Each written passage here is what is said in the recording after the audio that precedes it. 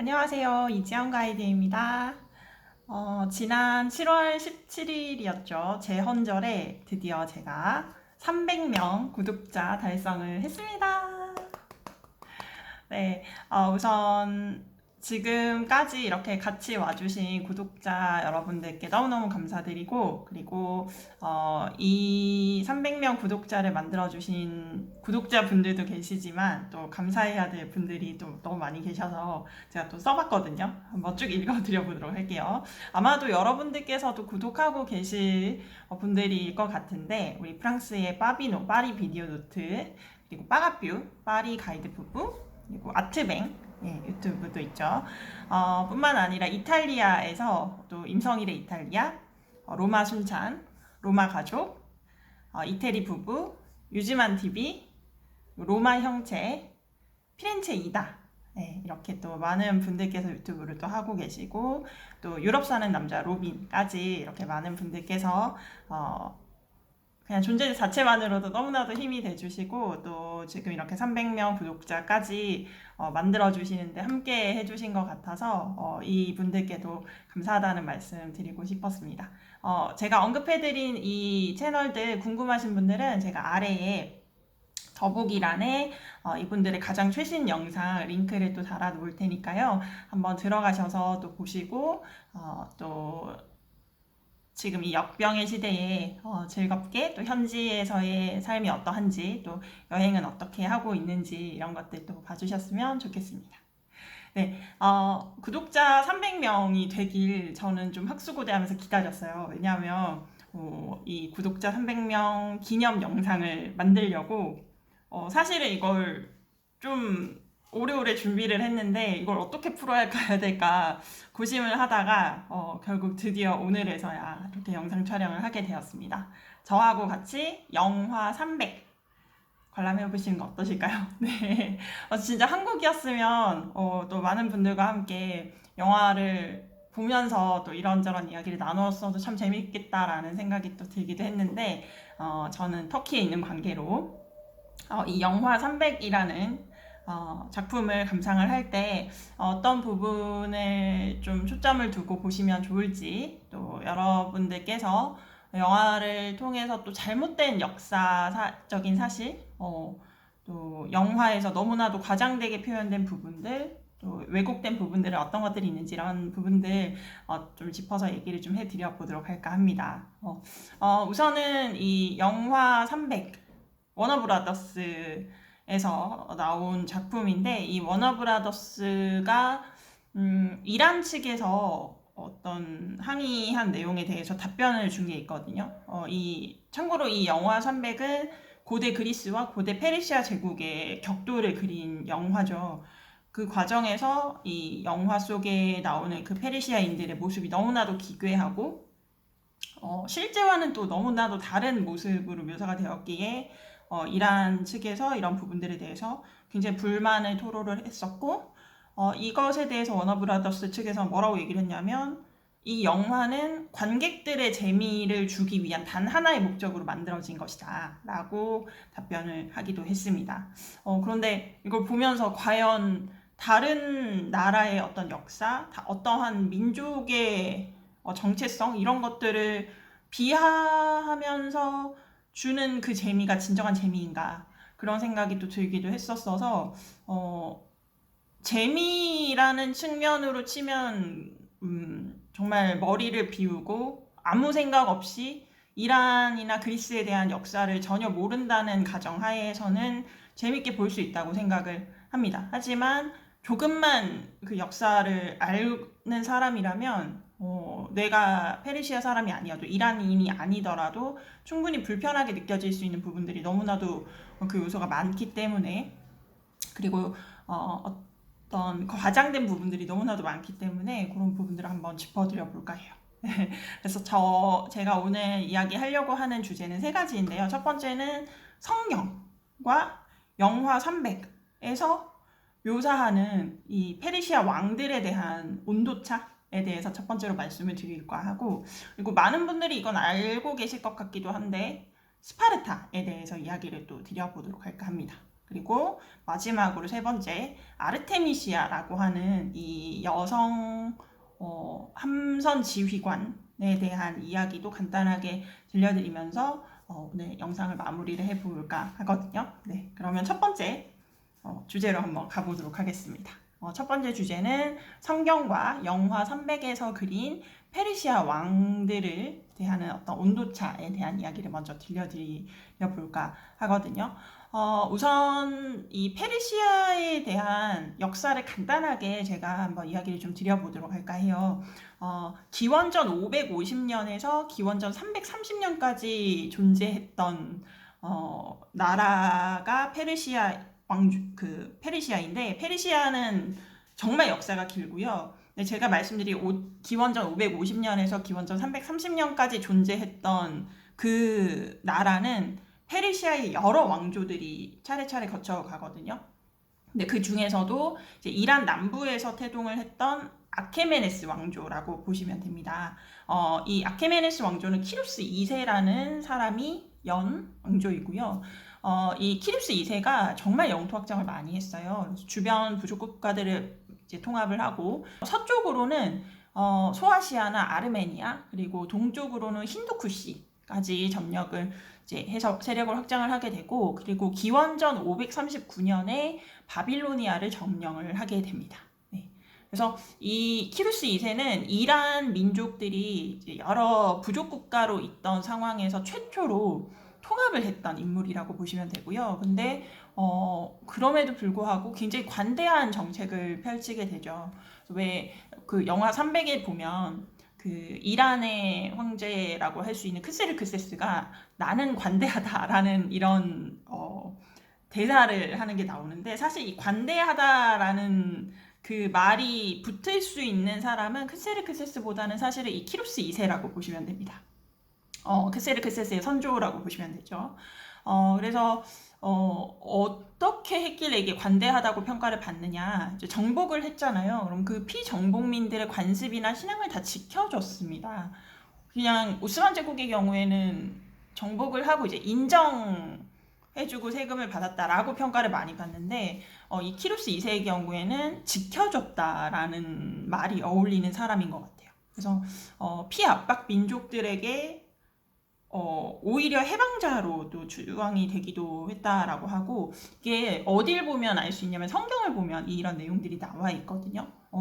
흔히들 이제 바빌론 유수라고들 많이 알고 계실 텐데, 바빌로니아의 노예로 잡혀있던 유태인들을 해방시켜 주었던 사람이 바로 이 키루스 2세입니다. 구약 성서에 보면 에스라서 그리고 이사야서 이렇게 두 군데 말고도 여러 곳에 또 나오기도 하는데, 어쨌든 그 책에 보면 고레스 왕이라고 나오거든요. 그래서 제가 여러분들께 이 성경에 나오는 내용을 그대로 한번 읽어드려 볼까 하거든요. 좀 지루하신 분들은 아래 타임라인 더보기란에 확인하시고 건너뛰셔도 좋을 것 같아요. 자, 우선은 성경 에스라서부터 먼저 한번 읽어보도록 하겠습니다. 1장에 보면 이렇게 나와요. 주제는 이제 포로들이 귀한 길에 오르다. 그대로 한번 읽어볼게요. 페르시아 황제 고레스 제1년이었다. 야훼께서는 일찍이 예레미야를 시켜 하신 말씀을 이루시려고 페르시아 황제 고레스의 마음을 움직이셨다.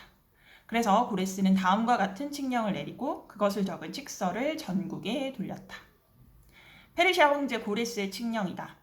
하늘을 내신 하느님 야훼께서는 세상 모든 나라를 나에게 맡기셨다. 그리고 유다 나라 예루살렘에 당신의 성전을 지을 임무를 나에게 지워주셨다. 나는 그 하느님께서 너희 가운데 있는 당신의 모든 백성과 함께 계시기를 비는 바이다. 그 하느님은 유다 나라 예루살렘에 계시는 분이시니 유다인으로 하여금 예루살렘으로 돌아가서 이스라엘의 하느님 야훼의 성전을 짓도록 하여 주어라.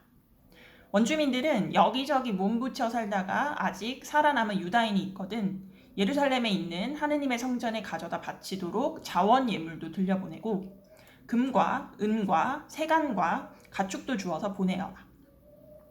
유다 가문의 어른들, 벤야민 가문 어른들, 사제들, 레위인들은 모두 예루살렘으로 돌아가 야훼의 성전을 다시 세울 마음을 하느님께로부터 받아 길을 떠날 채비를 하게 되었다.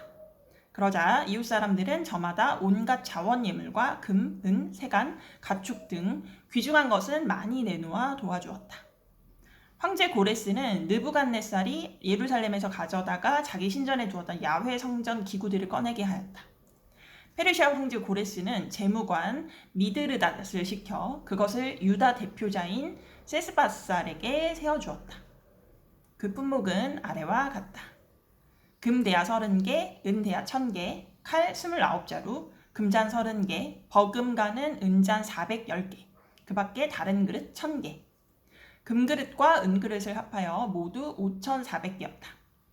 세스바살은 포로들을 이끌고 바빌론에서 예루살렘으로 돌아오면서 그것들을 함께 가지고 왔다. 네, 이렇게 성경 내용을 한번 읽어보았고요. 이걸로 인해서 이 이란인들은 키루스 2세라는 사람을 물론 군사적인 성취를 이룩한 그런 군주이기도 하지만 그것보다는 관용과 예지를 갖춘 어떤 이상적인 통치자로서 존경을 하고 있다라고 보시면 됩니다. 자, 키루스 2세 이제 아들이 있죠. 캄비세스 2세라는 사람이 있는데 이 사람은 이집트를 정복을 하게 돼요. 그래서 이집트 27왕조의 파라오가 되고요.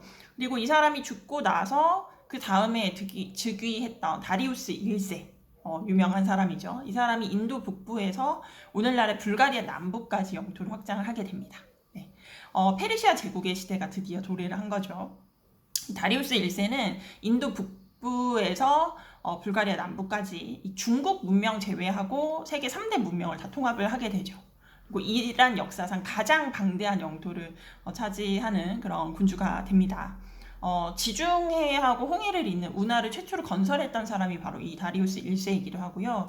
우리가 흔히들 운하 하면 떠오르는 수에즈 운하, 이 수에즈 운하의 원형이 바로 이 지중해와 홍해를 잇는 운하라고 보시면 되세요.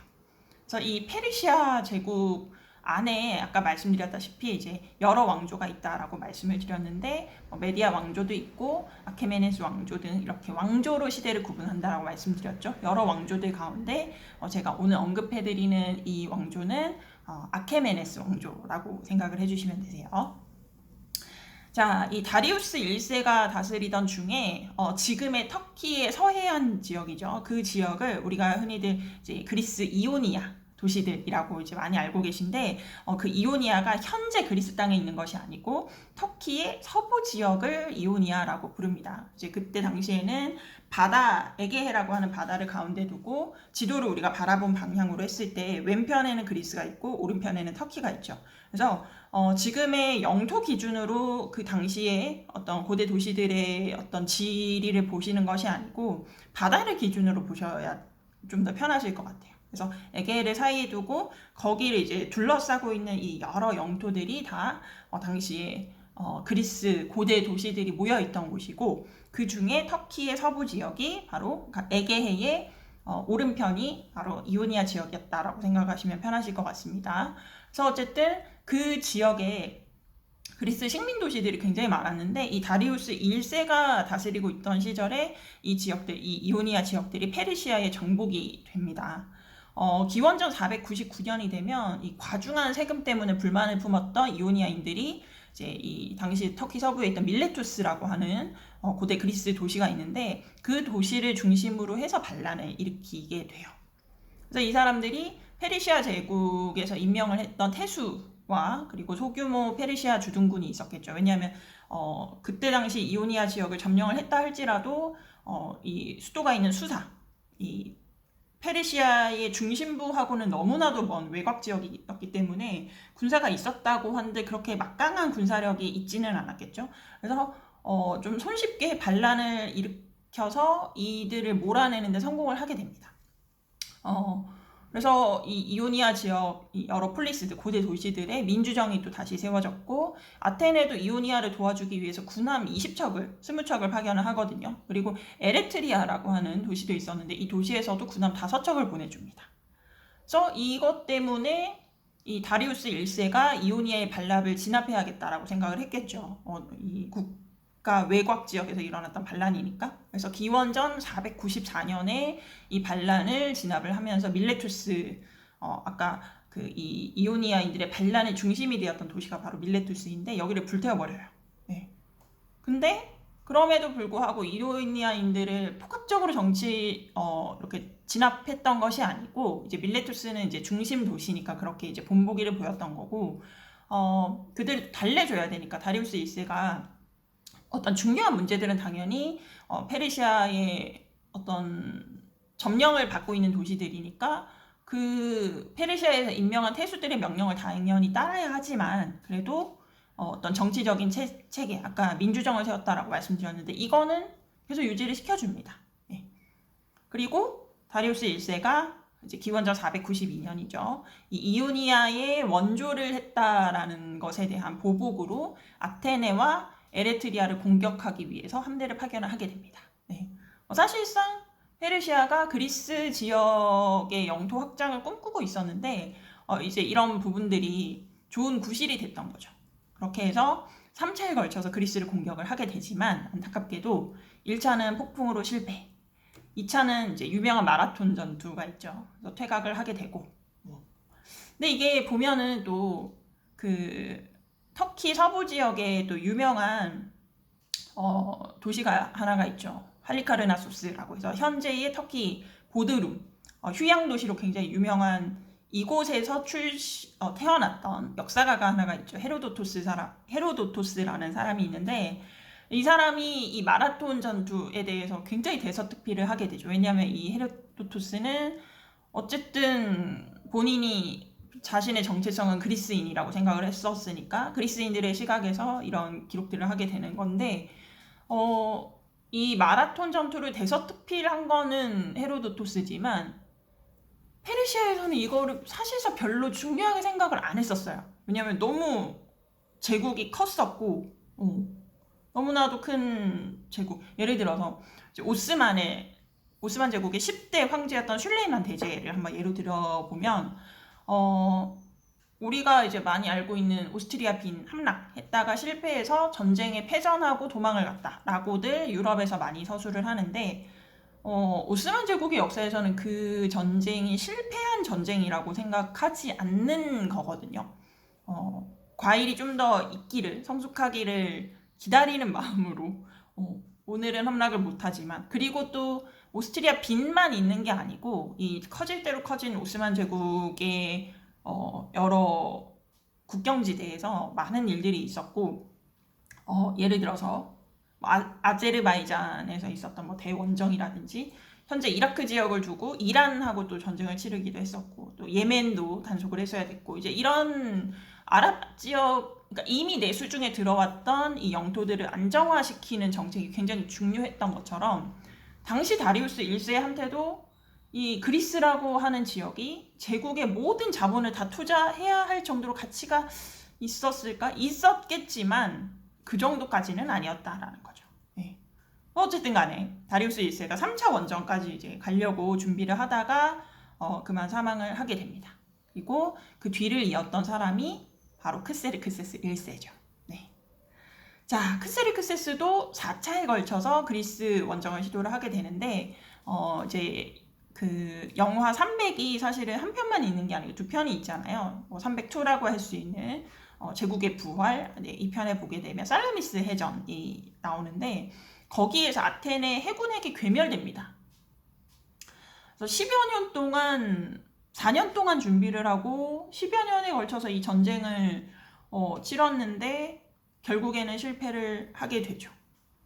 그리고 펠로폰네소스 전쟁 당시에 또 이란이 스파르타하고 또 그러니까 페르시아 제국이 스파르타하고 또 동맹을 추진해서 이오니아 식민 지역을 또 다시 회복을 하기까지 합니다.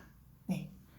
그래서 어떻게 생각하면 모르겠어요. 이것도 평가가 또 당연히 엇갈리지만 목적했던 바를 이루지 못했기 때문에 전쟁에 실패한 거다, 패배한 거다라고 평가를 내리는 사람도 있고, 그 영화 300에서 묘사한 것처럼 완패는 아니었다라고 평가를 내리는 사람도 있더라고요. 근데 어쨌든 간에 이 전쟁에서 패배했다는 거는 결국에는 국력의 쇠퇴로 이어질 수밖에 없잖아요. 그래서 크세르크세스가 사망하고 나서 피정복민들이 줄지어서 반란도 일으키고 지배층도 분열되고 또 왕권 다툼의 혼란 속에서 국력이 쇠퇴할 수밖에 없었고, 그리고 그 시기에 딱 맞춰서 등장했던 사람이 바로 알렉산드로스 대왕이죠. 그래서 아케메네스 왕조가 결국에는 알렉산드로스 대왕에 의해서 멸망을 하게 됩니다. 네, 간략하게 말씀드리려고 했는데 간략하지는 않았죠. 네, 이렇게 아케메네스 왕조에 대한 이야기를, 역사 이야기를 또 해드려 봤는데, 아케메네스 왕조의 사회상, 그러니까 페르시아 제국의 사회상이 어떠했는지를 또 짚고 넘어가야 될 것 같아요. 이 아케메네스 왕조라는 거는 이제 중앙 집권 체제하고 봉건 제도가 같이 혼재된 사회였다고 보시면 돼요. 그래서 경제적으로도 또 사회적으로도 토대를 갖추었던, 어느 정도 갖추었던 제국이었다고 보시면 되겠고, 260만 평방킬로미터의 거대한 영토 안에 한 7천만 정도의 인구가 살았다라고 보시면 되는데, 터키만 해도 터키가 78만 평방킬로미터인데 거기 한 7,800만 정도가 살고 있거든요. 그래서 그렇게 한번 비교를 해보시면 어느 정도로 광대한 영토에 얼마나 많은 인구가 그 제국 안에 살았었는가를 또 추정을 해보실 수가 있으실 것 같습니다. 근데 또 이렇게 나라가 큰데 나라가 하나로 이렇게 운집할 수 있었던 이유 가운데 하나는 촘촘한 도로망 때문이에요. 그리고 국가가 운영을 했던 역마제도, 이런 것들 때문인데, 페르시아 제국의 수도였던 수사, 그리고 이 제국의 영토 서쪽의 끝자락이라고 할 수 있는 터키의 북쪽, 당시에 이제 리디아 지역의 속주였던 사르디스라는 도시까지, 이게 고속도로가 2,700km예요. 예전에 제가 유로 자전거 나라 터키 지점에서 운영했던 레알팩 투어, 그게 터키 일주 하는데 6일 동안 2,700km를 뛰거든요. 이렇게 일주를 해요. 그게 이제 6일 동안 하루에 13시간에서 5시간 정도 버스를 탄단 말이죠. 그렇게 열심히 달려서 터키 일주를 하게 되는데, 이때 당시, 지금으로부터 2,500년 전이잖아요. 근데 2,700km의 이 도로가 있고, 뭐 예를 들어 중앙 정부에서 뭐 하나 지령 내리면 이게 아무리 소도시 작은 지역이라 할지라도 보름 내에는 다 소식들이 전달이 될 정도였고, 그리고 이런 네트워크가 있었기 때문에 속주들의 반란을 어느 정도 컨트롤할 수 있는 그런 안보 시스템이 구축되어 있었다라고 볼 수가 있는 거죠. 네. 그렇습니다. 그리고 아케메네스 왕조의 창건자 얘기를 빼놓을 수가 없는데, 키루스 2세 얘기를 잠깐 돌아가 보면 이 사람이 인류 최초의 인권 선언문을 또 발표를 하기도 해요. 예. 바빌로니아 정복하고 나서 이 인권 선언문을 발표를 하게 되는데, 거기 이제 내용을 보게 되면 그대로 한번 읽어드려 볼게요. 나 키루스는 세계의 왕이자 전지전능한 왕이며 바빌론, 수메르, 그리고 아카드의 왕이다. 나는 수메르와 아카드의 영토를 걸고 위협하지 않을 것이다. 나는 백성들과 그곳의 모든 신전을 보전할 것이다. 아후라 마즈다의 뜻으로 공표하니 내가 살아있는 한 너희의 전통과 종교를 존중할 것이다. 나는 결코 전쟁으로 통치하지 않을 것이다. 그 누구도 다른 사람을 억압해서도 차별해서도 안 되며, 이유 없이 남의 재산을 강탈해서도 안 되며, 다른 사람의 자유와 권리를 침해해서도 안 되며, 부채 때문에 남자도 여자도 노예로 삼는 일을 금한다. 네, 요컨대 모든 시민이 종교의 자유를 가질 수 있고, 노예제를 금지하고, 그리고 뭐 궁궐을 짓는 어떤 국가적인 대규모 공사에 동원된 일꾼들은 모두 무료로 봉사하는 것이 아니고 급여를 지급한다라는 것이 핵심 내용이라고 할 수가 있습니다. 네, 이 키루스 2세 이후에 다리우스 1세의 치세 상황도 보면 성경에 또 나와 있거든요. 성경 한번 볼까요? 역시 성경 내용 건너뛰고 싶으신 분들은 아래에 제가 더보기란에 타임라인으로 또 기록을 해두었으니 한번 클릭하셔서 보시기 바라겠습니다. 성경의 에즈라서부터 한번 먼저 보도록 할까 해요. 6장에 나옵니다. 성전을 다시 세우다. 이 유대인들이 예루살렘에 가서 성전을 막 세우고 있는데, 그때 당시에 그곳의 관리들이 이제 그러니까 황제가 바뀌고 시간이 이제 지나니까 이전에 있었던 그런 이 고레스 왕, 그러니까 키루스 2세의 어떤 칙령 이런 것들을 이제 전달이 잘 안 된 거죠. 그래서 여기서 왜 이렇게 대규모 공사를 하고 있느냐, 왜 이 페르시아 제국의 국고를 써가면서 누구 허락 받고 지금 이런 건축 사업을 벌이고 있느냐 라고 하자 그때 당시 이제 유대인들이 이거는 키루스 2세께서 명령을 내리신 부분이고 허락을 해주신 부분이다 라고 이렇게 이야기를 하니까 그곳에 있던 관리들이 당시 황제였던 다리우스 1세에게 장계를 보내요. 이러이러합니다.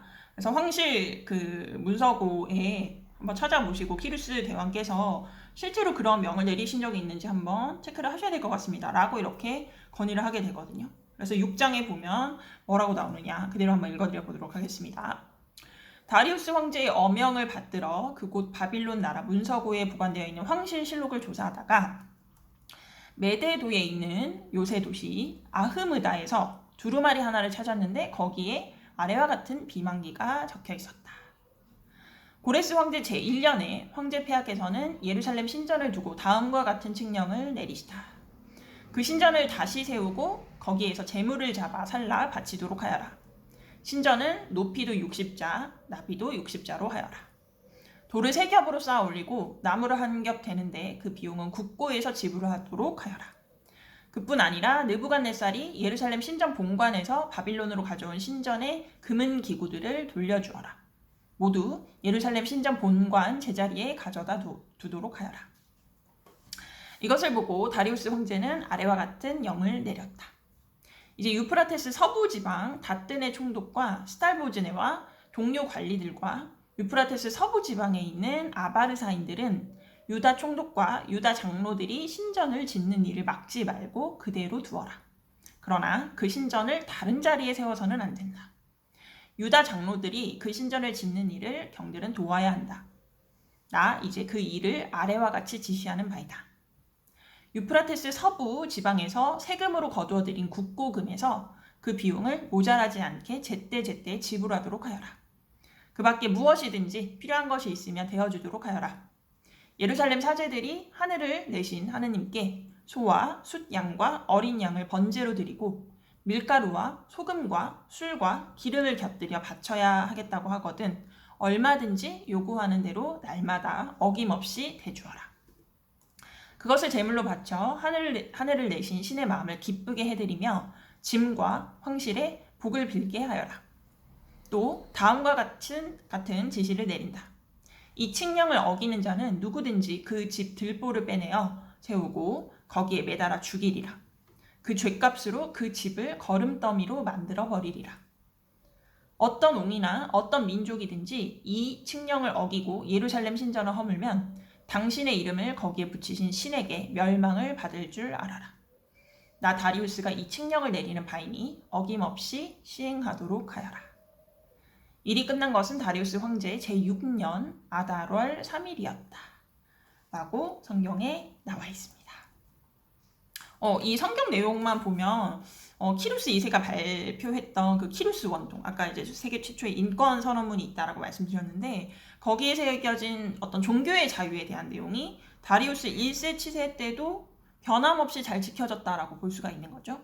영화 300 속의 스파르타의 왕이었던 레오니다스가 페르시아의 황제였던 크세르크세스 2세에게 너에겐 노예는 많지만 전사는 없다라고 이제 말한 대사가 있는데 이거는 사실은 그 레오니다스가 한 말이 아니거든요. 누가 이 말을 했냐면 아까 헤로도토스라고 하는 역사가가 있다라고 말씀드렸죠. 그리스인이었던 헤로도토스가 썼던 글이 바로 이 내용이에요. 뭐라고 썼냐면 자유민들은 노예들보다 더 잘 싸운다 라고 이렇게 이야기를 했는데 어쩌면 이 페르시아의 반감을 갖고 있던 그리스인이 쓴 글이다 보니 이 말이 당시 상황과는 다를 수도 있겠다라는 생각이 또 들기도 하더라고요.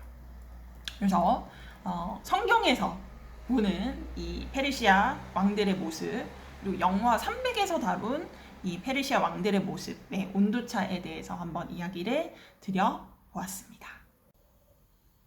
두 번째 주제로 가보도록 하겠습니다. 두 번째 주제는 스파르타인데 거기 앞에 수식어를 하나 붙이고 싶네요. 행노잼 스파르타라고 이야기를 드리고 싶습니다. 이렇게 여러분들께 전달을 해드리려고 스파르타의 이 여러 사회상을 들여다보고 있자니 저는 한 3가지 정도의 이미지가 떠올랐는데 북한 사회의 단면, 혹은 소년원 출신들로만 구성된 국회의원을 가진 나라, 혹은 고대 이슬람 여성들, 그러니까 이런 것들이 좀 떠올랐거든요. 그래서 이 스파르타라고 하는 이 그리스 도시 국가는 굉장히 독특한 사회 제도를 갖고 있죠. 아기가 태어나면 감독관들이 병이 있는지 검사를 해서 혹시 병약하거나 심지어 너무 못생겨도, 근데 이걸 보면서 저는 뭘 떠올렸냐면, 아기인데 아기가 너무 못생겼다 이걸 판단할 수 있나? 뭐 그런 생각이 또 들기도 했습니다만, 어쨌든 그런 경우에 아포테타이라는 절벽이 있는데 거기에 그냥 그 아이를 던져버렸다라고 하죠. 이게 굉장히 유명한 스파르타를 대표하는 이야기가 아닌가 싶습니다.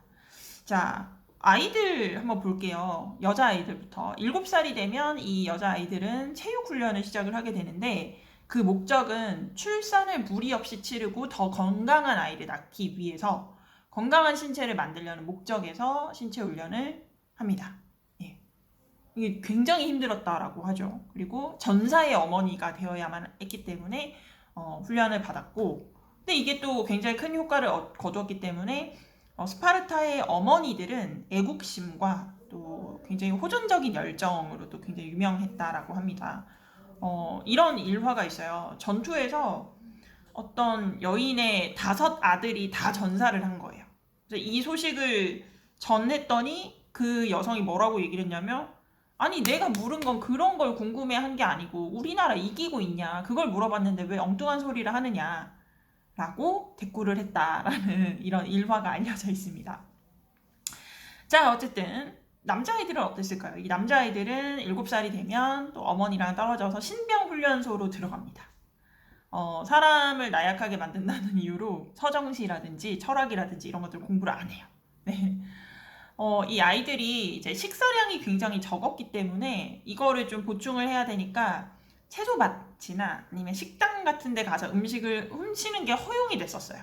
네, 이게 이제 인내심도 길러주고 기습 공격을 위한 어떤 일종의 훈련이었던 거죠. 그리고 아이들이 다 맨발에다가 옷도 한 겹만 입고 다니고 이걸로 사계절을 다 견뎌야 하는 거죠. 그리스 겨울 꽤 추운 걸로 알고 있는데 목욕은 1년에 한 서너 번밖에 안 하고요. 그리고 산꼭대기 왕이라는 놀이가 있어요. 근데 이게 어떤 거냐면 언덕 꼭대기 위에 올라간 소년이 있는데, 아이가 있는데 얘가 이제 왕이 되는 거죠. 근데 이 아이를 끌어내리기 위해서 도전자들이 막 올라오는 거예요. 걔네를 다 쳐내야 되는 거예요. 그 자리를 계속해서 지켜야 되는 거죠. 어떤 희생이 있더라도, 예를 들어서 그 언덕 꼭대기까지 기어 올라가서 그 왕 역할을 맡은 애랑 싸우다가 그 애가 떨어져서 죽는다 할지라도 거기를 지켜야 되는 거예요. 이게 놀이인 거예요. 이 아이들이 하고 놀았다. 그래서 이게 너무 혹독하다 보니까 스파르타에서 출전하는 이 선수들의 경우에는 당시 올림픽에서 대부분의 경기를 석권할 정도였다라고 합니다. 자, 20살이 되면요, 이 스파르타 남성들은 15명으로 구성된 군대의 형제단이 있는데 거기에 합류를 하게 돼요. 이 구성원들은 형제단에 의해서 만장일치로 받아들여야지만 합류가 가능하고요.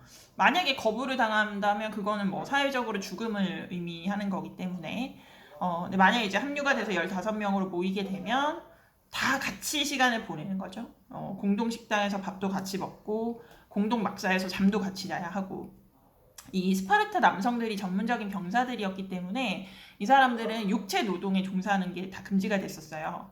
그래서 날이 저물어도 담력을 길러야 했기 때문에 횃불을 안 들고 다녔었다라고 하고, 그리고 매년 왕 앞에서 싸울 수 있는 300명의 전사들이 선발이 됐었습니다.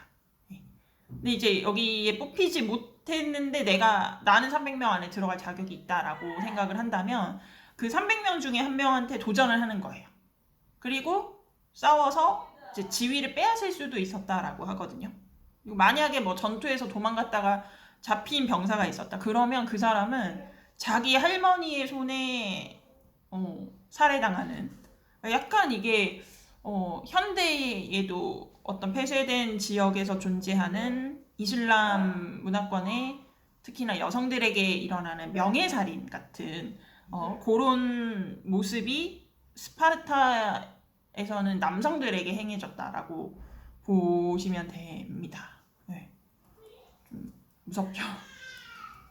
30살이 되면 이 남성들이 이제 완전한 시민이 되어서 민회에도 출석을 할 수가 있고요.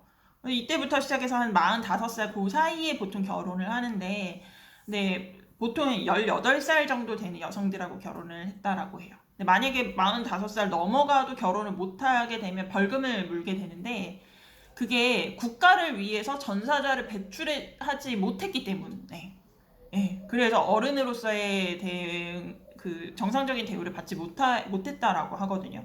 근데 이것이 당시 유대 사회하고 또 굉장히 유사한 부분들이 있어요. 그래서 이 전통적인 유대 사회에서는 아이를 출산하지 못하는 것이 신께서 주신 신성한 의무를 이행하지 못했다라고 얘기를 하기 때문에,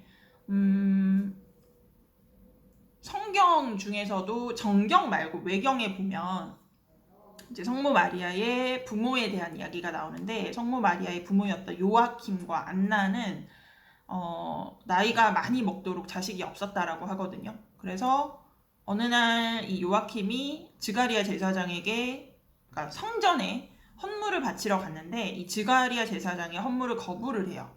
왜냐하면 자네는 신께서 주신 이 신성한 의무를 행하지 못한 자이기 때문에 자네가 봉헌하려고 하는 이 헌물은 부정한 것이다 라고 해서 헌물을 바치지 못하는 장면이 나오거든요. 그래서 나이가 많이 먹도록 아이를 낳지 못한다는 건 사회 구성원 속에서 제대로 된 역할을 하지 못한다 라는 것이, 물론 이유는 좀 다르죠. 유대 사회에서는 그게 신께서 부여하신 성스러운 의무를 지지 못했다는 거, 그리고 스파르타의 경우에는 우리 국가를 위한 어떤 신성한 의무인 건데 그걸 해내지 못했다라는 이유로 벌금을 물리는 거니까 어쨌든 간에 그렇습니다. 근데 이제 그 결혼이라는 게 이게 또 전사들의 어떤 기술 훈련이라는 명목으로 또 이루어져요. 그래서 모든 게 다 군사적인 목적으로 다 초점이 맞춰져 있었다라고 보시면 되고, 그 군사 기술 훈련이 어떤 거냐면 이제 신부를 강제 납치하는 거죠. 그런 방식으로 이루어져요. 근데 결혼을 해도 그 정상적인 어떤 가정을 꾸려서 사는 게 아니고 막사에서 동료들하고 계속 살아야 되고, 아내를 찾아가는 건 법으로 금지되어 있어요. 근데 또 이게 또 기습 훈련으로 한밤중에 몰래 빠져나와서 아내를 이제 만나러 가는 거죠. 이것조차도 다 군사 훈련의 일환으로 되었다는 거. 근데 제가 또 이걸 보면서 좀 뜨악했던 것은, 국가의 동의 아래서 어떤 덕망 있는 남성들, 훌륭한 남성들은 그를 존경한다는 의미로 자신의 아내와 동침할 수 있게 하는 것이 국가적으로 허용이 되었다는 거. 그래서 이거는 국가에서 허용한 관통인 거죠, 말 그대로. 근데 이제 그 대상자가 굉장히 고결한 사람이다, 훌륭한 사람이다라고 한다면 아내도 그 요청을 받아들이는 거예요. 네. 왜냐하면 중요한 건 아이를 더 많이 낳는 거니까. 현대의 관점으로 보면 이런 게 다 불법인데, 강제로 납치하고 아동 학대잖아요. 아이들에게 음식을 제대로 주지 않고 입히지도 않고, 이런 것들이 어쨌든 사회를 불안정하게 하는 건 결국에는 인구 감소, 이렇게 폐쇄적인 사회인데 인구마저 감소해버리면 이 나라의 근간이 흔들리는 일이니까, 이런 식으로 하면서 사회를 안정을 시키려고 했던 것 같아요. 그렇습니다. 45살 되면 남성들이 이제 아내가 있는 집으로 다 돌아가서 여생을 보냈다라고 하고요. 60살 되면 원하면 이제 은퇴를 그때서야 할 수가 있는 거죠. 복무 기간이 어마어마하죠. 60 될 때까지 군 복무를 해야 하다니. 그리고 그 귀족 집안의 경우에는 원로원에 또 출마해서 또 입후보할 수 있는 자격도 주어졌다라고 합니다.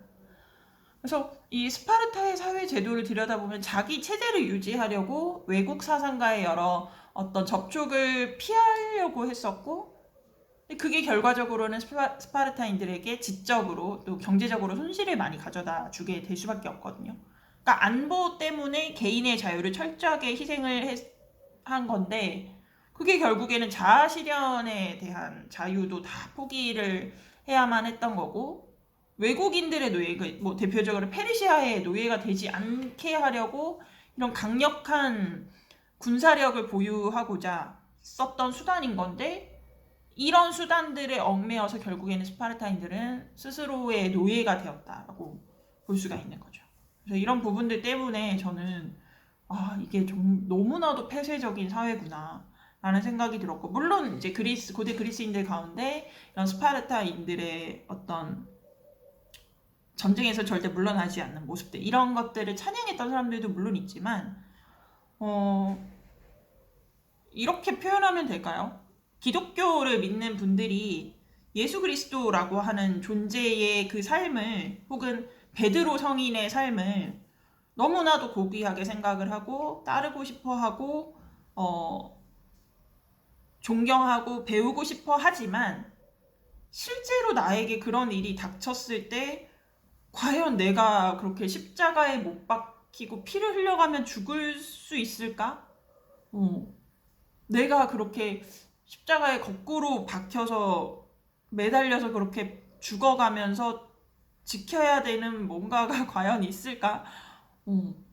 그런 생각을 하게 되는 것 같아요. 그래서 그 당시에 고대 그리스인들이 스파르타를 찬양하기는 했어도 하지만 아무도 스파르타처럼 살고 싶어 하지는 않았던 거죠. 네. 어쨌든 이런 부분들 제가 약간 부정적인 부분들 그러니까 현대의 관점으로 부정적인 부분들만 좀 묘사를 해드렸는데 이 책의 장점도 있죠. 당연히 영화 300에 굉장히 잘 묘사가 되어 있습니다. 평생에 걸쳐서 훈련하고 하기 때문에 굉장히 노련하고 강건하고 용맹스럽고 애국적인 전사들을 길러내게 되는 거죠. 그래서 기원전 550년경에 이 스파르타군은 그리스 전체 1500개의 도시 국가들 통틀어서 최강이었다고 보시면 돼요. 네. 그래서 아테네 해군하고 또 합쳐져서 스파르타가 페르시아 전쟁에서 그리스를 구해냈다라고 또 평가를 받기도 하죠. 근데 또 보면은 스파르타 전사들은 평소에 이 훈련이 너무 혹독하니까 오히려 이런 전쟁을 휴가로 여겼다라고 얘기를 하기도 합니다. 그래서 전쟁이 나면 기강이 바로 잡힐 수밖에 없잖아요. 국가적인 위기 상황인데. 근데 오히려 스파르타는 전쟁이 터지면 오히려 기강이 좀 느슨해질 정도였다라고 하니 얼마나 훈련이 힘들었을까라는 생각을 하게 되기도 해요. 네. 그리고 보면은 스파르타 체제는 굉장히 강력하고 자립적인 여성들을 길러내기도 하거든요. 이 전사들의 어머니잖아요. 스파르타 여성들은 아테네 여성들보다 그들의 사회 속에서 굉장한 우대를 그러니까 대우가 좋았었어요. 이것도 제가 약간 이슬람 여성하고 그 지위가 비슷하다라고 생각을 했던 게 뭐가 있냐면 스파르타에서 만약에 아이를 낳다가 사망한 여성들이 있잖아요. 그들은 전투에서 사망한 병사들하고 동등한 대우를 받았습니다. 그때 당시 이제 무덤을 만들고 무덤에다 이제 묘비를 세우는데 그 묘비를 세울 수 있는 사람이 딱 두 종류였던 거죠. 그래서 아이를 낳다가 죽은 여성들이나 아니면 전쟁 나가서 사망한 병사들 아니고서는 비석을 세울 수가 없었거든요. 이슬람 문화권에서도 전통적인 이슬람을 얘기를 하는 겁니다. 아이를 낳다가 사망하는 여성의 경우에는 왜 지하드라고 들어보셨을 거예요. 지하드가 뭐냐면 이제 한국어로 번역을 하자면 성전. 그러니까 신께서 허락하신 성스러운 전쟁. 예를 들어서 십자군들이 자신들을 성전사라고 불렀던 것처럼 이거는 신께서 허락하신 신께서 명하신 성스러운 전쟁으로 우리는 이교도의 손에 떨어진 예루살렘을 수복하러 간다 라고 얘기를 했던 것처럼 이제 성전을 아랍어로 하면 지하드인 거죠. 그래서 이 성스러운 전쟁, 투쟁인 건데 아이를 낳는 것조차도 신께서 내려주신 임무를 수행을 하는 것이기 때문에 그것 또한 전쟁, 지하드라는 거죠. 지하드가 단순히 폭탄 테러 이런 것들을 떠올리시는 분들도 계시겠지만 신께서 부여하신 모든 어떤 의무들을 통틀어서 이야기를 한다라고 보시면 되세요. 근데 그 의무를 이행하다가 사망을 한 거기 때문에 이거는 전쟁하는 하다가 사망한 군인만큼이나 굉장히 의미 있는 일이다라고 굉장히 전통적인 이슬람에서는 그렇게 생각을 또 하기 때문에 이 부분은 굉장히 비슷하다고 또 저는 느끼기도 했거든요. 어쨌든 이게 스파르타 남성들이 다 막사에서 생활을 해야 되고 전쟁 준비하느라 일평생을 보내잖아요. 여성들이 노예들, 그 당시 스파르타 안에서 또 노예들이 있었기 때문에 노예들 감독하고 농장 관리하고 이렇게 굉장히 독립적인 사회적 지위를 누렸다라고 보시면 됩니다. 네. 자, 이렇게 뭔가 살고 싶지 않은 도시 국가죠. 스파르타, 그냥 스파르타 아니고 핵 노잼 스파르타에 대한 이야기를 한번 들려드려 보았고요. 마지막으로 아르테미시아에 대한 이야기를 들려드려 보도록 하겠습니다. 이 아르테미시아는 세계 해전 역사상 최초로 함선 지휘관으로 참전했던 여왕입니다. 네. 근데 영화 300을 보셨거나 혹은 이제 보려고 하시는 분들은 아시겠지만 아르테미시아라는 여성의 출신과 그녀의 이제 어린 시절과 그리고 그 영화 속에서 그려지는 현재의 모습이 그 여왕이라는 지위와는 전혀 동떨어진 모습으로 묘사가 되죠. 네. 기원전 546년에 현재 터키 영토를 이제 소아시아라고 부르는데 그 소아시아에 리디아 왕국이라고 있었어요. 이 리디아 왕국이 페르시아한테 패망을 하게 되죠. 그리고 그 지역 중에 이제 카리아 지방이라고 또 있는데 거기도 그러니까 터키 남서부예요. 카리아 지방은 거기도 이제 페르시아 지배를 받게 되고 근데 이 카리아 지역의 경우에는 강제로 페르시아한테 편입된 거는 맞지만 그래도 페르시아 전쟁 때 70척, 그러니까 70척의 배를 출정을 시킬 정도로 페르시아의 가장 좀 충성스러운 동맹군이었다고 보시면 됩니다.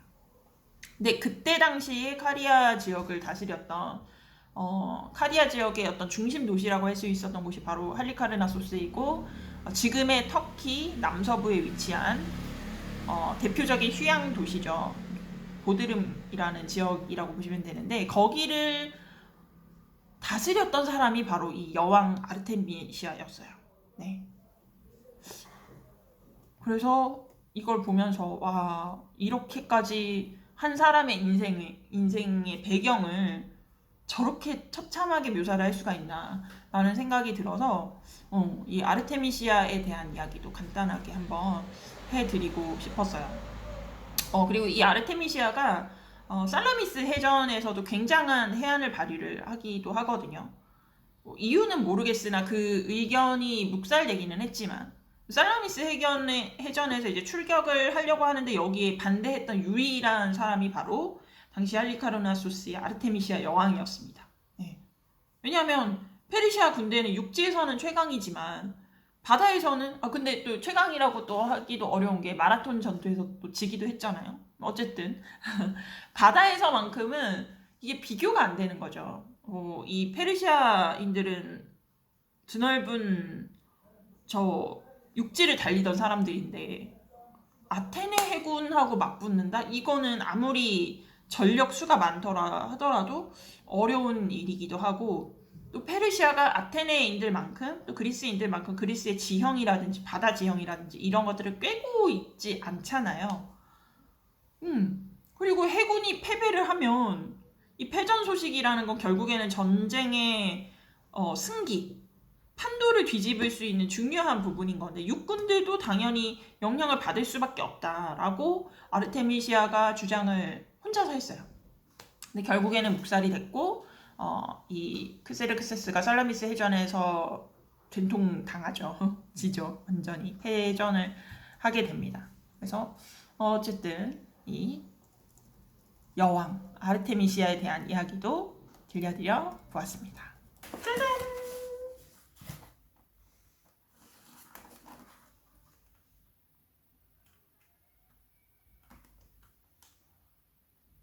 여러분들 혹시 스파르타의 왕이었던 레오니다스하고 아테네의 지도자였던 테미스토클레스 이 두 사람이 영화 300과 그리고 영화 300 제국의 부활 여기 이제 두 영화에 걸쳐서 다뤄지잖아요. 근데 이 두 사람의, 그러니까 이 두 어떤 도시 국가의 운명이라고 해야 될까요? 그들의 이후의 행보가 어떠했을지, 영화를 보면 페르시아와는 완전히 담쌓고 완전 적성 국가이기 때문에 그 어떤 교류도 없었을 것 같다라고 생각하실 수 있으시겠지만 대반전이 있습니다. 네. 자, 먼저 펠로폰네소스 전쟁 당시에 페르시아가 스파르타랑 동맹을 추진을 하게 돼요. 그래서 페르시아가 이제 전쟁에서 지긴 했지만 그래도 스파르타와의 동맹을 이용해서 이오니아 지역의 식민지를 다시 회복을 하게 됩니다. 아까도 제가 말씀드렸죠. 전쟁에서 지긴 했지만 그 소아시아 지역에 대한 어떤 통제권 이런 것들을 다시 획득을 하게 된다. 여기에 스파르타의 큰 도움이 있었다는 거. 네. 그렇게 왕이 죽고 300명의 전사들이 다 죽어나갈 정도의 전쟁을 치렀음에 불구하고 이렇게 두 적국이 또 필요에 따라서 손을 잡기도 했다는 거. 이게 참 신기했던 부분 가운데 하나이고, 테미스토클레스의 최후 한번 볼까요? 자, 기원전 479년에 플라타이아 전투 그리고 미칼레 전투 그 이후에 기원전 471년이 되면 이 테미스토클레스가 이제 적들이 많았어요. 아테네 내에서도. 그 적들이 도편 추방제를 이용해서 그 테미스토클레스를 축출하는 데 성공을 하게 돼요. 네. 그래서 이런 일이 생기면 도편 추방제로 인해서 추방을 당하게 되면 아테네 내에 머물 수가 없고 거기서 굉장히 멀리 떨어진 다른 도시로 이동을 해서 거기서 살아야만 하거든요. 그래서 아르고스라고 하는 도시에서 이제 오랫동안 살았었고, 그리고 나서 그 아테네에서 뭐라고 기소를 당하냐면 테미스토클레스가 페르시아의 원조 하에서 반란을 일으키려고 한다 라는 걸로 법정에 서게 될 위협에 처하게 됩니다. 그래서 이 테미스토클레스가 아무리 생각해봐도 이거는 내가 뭐 어떻게 할 수가 없을 것 같은 거죠. 그래서 테미스토클레스는 피신을 하게 되는데, 망명을 하게 되는데, 어디로 망명을 했냐면 페르시아로 갑니다. 네. 그래서 이 사람이 어쨌든 굉장히 똑똑한 사람이다 보니까 1년 만에 페르시아어를 다 습득을 하고, 크세르크세스의 아들이 있었거든요. 이 아들이 이제 아르타크세르크세스라는 사람인데, 이 사람이 살았던 궁전에 들어가서 어마어마한 영향력을 또 행사를 하기도 했다라고 해요. 네. 그래서 이 페르시아가 사실은 자신들을 패전시킨 사람이 바로 이 테미스토클레스의 전략과 전술이었던 건데, 그런 아테네인을 우리가 보호를 하고 있다라는 거는 좀 부담스러운 일일 수밖에 없죠. 그래서 이 페르시아 왕이 테미스토클레스한테 소아시아의 도시 3개를 하사를 하게 되거든요. 네. 그래서 이 테미스토클레스가 그 가운데에서 이제 마그네시아라고 하는 도시가 있었는데, 거기에서 살다가 기원전 459년경에 사망을 했다라고 합니다. 네. 이렇게 고대 역사를 봐도, 가까운 역사도 그렇지만 고대 역사를 들여다보면 영원한 적은 절대 없고, 어제의 적이 오늘의 친구가 되기도 하고, 또 어제의 친구였던 아테네와 스파르타가, 네. 이 테미스토클레스가 이렇게 기소를 당하게 된 배경에는 또 사실은 그 스파르타의 음모도 있었거든요. 왜냐면 스파르타가 그 테미스토클레스나 또 그를 시기하는 정적들도 어쨌든 그 세력이 워낙에 막강했기 때문에 그들을 두려워한 나머지 이들을 분열시키기 위해서 음모를 꾸며서 이런 식의 일들이 또 일어나기도 했던 걸 보면 참 역사란 뒤통수를 때리고 뒤통수를 맞는 그런 사건들의 연속이 아닌가라는 생각이 듭니다. 네. 자, 이렇게 저하고 같이 영화 300, 어디에다 또 초점을 맞춰서 보면 재밌을까 하는 생각이 들어서 여러분들께 한번 이야기를 들려드려 보았는데 재밌게 보셨는지 모르겠습니다. 이번 주말 영화 300 한번 보시면서 시원한 여름 주말 보내보셨으면 좋겠고요. 저는 다음번에 또 재밌는 영상으로 여러분들께 찾아뵙도록 하겠습니다. 구독자 300명 다시 한번 감사드리고 앞으로도 즐겁게 함께 해주셨으면 좋겠습니다. 끝까지 시청해주신 여러분들 고맙습니다.